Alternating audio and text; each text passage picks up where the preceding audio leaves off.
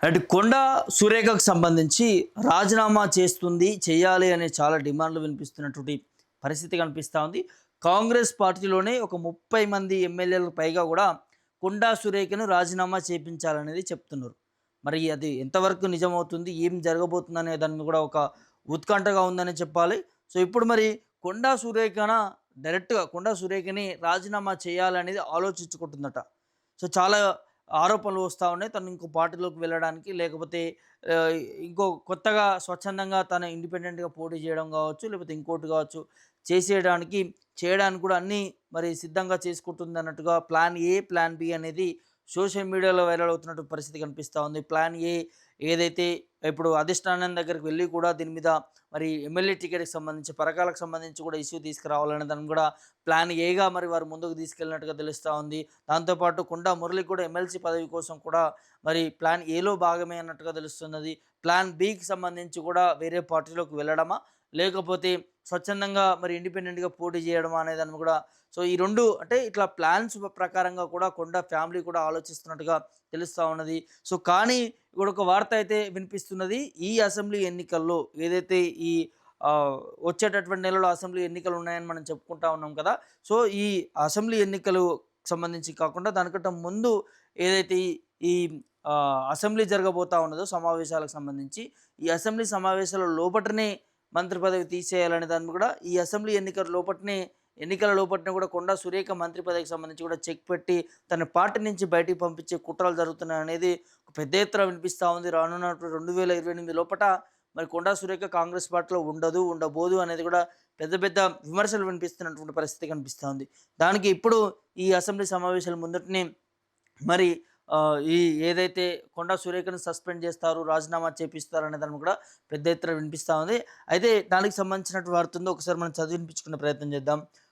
కొండా రాజీనామా పదవి నుంచి సురేఖ స్వచ్ఛందంగా తప్పుకుంటూనే హుందాతనం ఉంటుందనేది ఇప్పుడు తెలుస్తా ఉంది. కాదంటే వేటు తప్పదు, ఇది రాజకీయంగా మర్యాదని అంటూ కూడా మరి కొండా మురళికి సీనియర్ మంత్రుల సలహాలు. విదేశీ పర్యటనలో కేసీ వేణుగోపాల్ నెలాఖరున ఢిల్లీకి రాగానే నిర్ణయం తీసుకోబోతున్నారనేది ఏఐసీసీ నేతకు సంబంధించినటువంటి మాట్లాడుతున్నటువంటి అంశం కనిపిస్తూ ఉంది.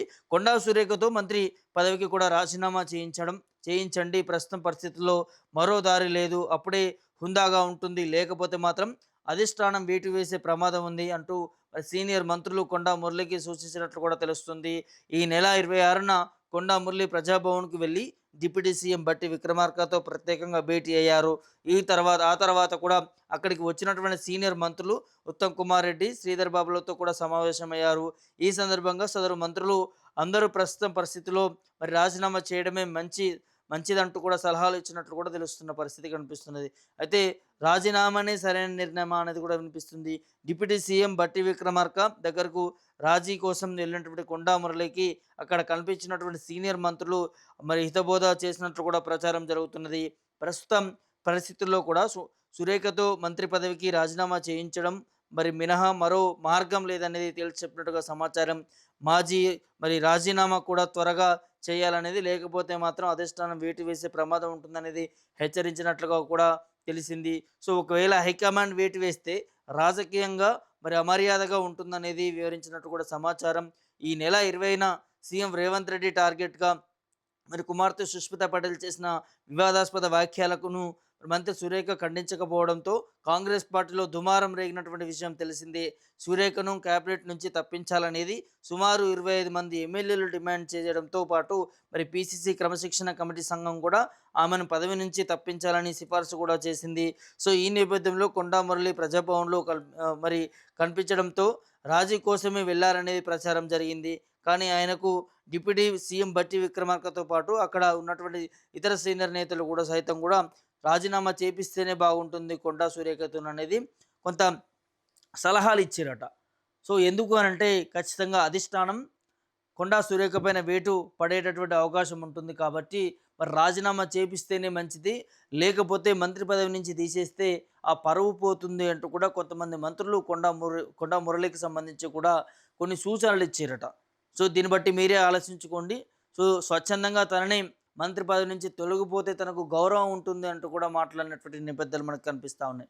అంటే ఇక మంత్రి పదవికి సంబంధించి మరి తొలగించేటటువంటి ప్రక్రియనే మనకు కనిపిస్తా ఉంది. ఎందుకు అనంటే దీనికి అంతా కూడా ఆజ్యం పోసింది ఎక్కడ అనంటే సో, కొండా సురేఖ వాళ్ళ కూతురు సుష్మిత పటేల్ చేసిన వ్యాఖ్యలు ఏవైతే ఉంటాయో వాటికి సంబంధించి కూడా కనీసం సరైన స్పందన లేదు. ఖండించేటట్టు ప్రయత్నం కూడా చేయలేదు. ముఖ్యమంత్రి రేవంత్ రెడ్డి మీదనే కొండా సుష్మిత పటేల్ వ్యాఖ్యలు చేసింది. తీవ్రమైనటువంటి వ్యాఖ్యలు చేసింది.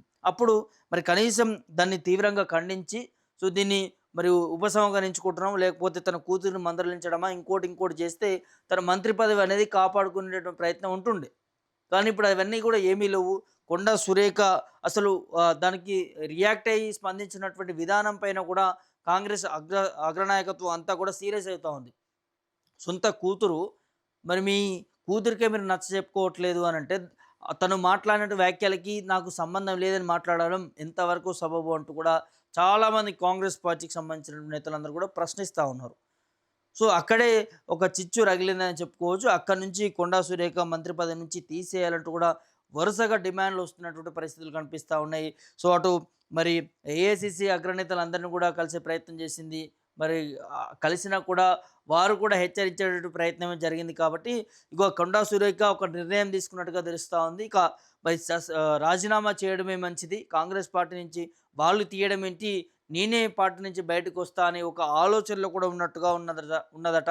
సో, మరి ఆలోచన ఎంతవరకు కరెక్ట్ అవుతుంది, ఏం జరగబోతుందనే దాని కూడా ఉత్కంఠగా మారుతుందని చెప్పవచ్చు. ప్రస్తుతానికి మాత్రం అధిష్టానం దృష్టిలో ఉన్నదాన్ని కొండా సురేఖ మరి ఇవాళో రేపో మాత్రం ఖచ్చితంగా తనే స్వచ్ఛందంగా మరి రాజీనామా చేయడానికి తను ముందుకు వెళ్తుంది అన్నదాన్ని కూడా పెద్ద ఎత్తున వినిపిస్తా ఉంది. చూద్దాం మరి కాలమే దీనికి నిర్ణయం చెప్తుంది. ఏం జరుగుతుంది, ఏం జరగబోతుంది అనేది.